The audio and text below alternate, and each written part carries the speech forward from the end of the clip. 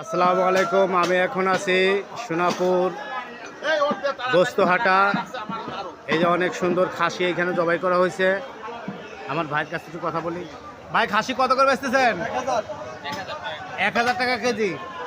1000 টাকা কেজি যে খাসির গোশ বিক্রি করতেছে যে আমার ভাইরা।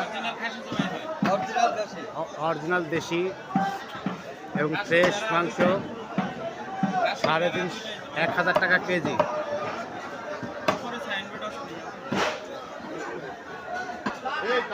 ভাই ভাই গোস্ত ভান্ডার,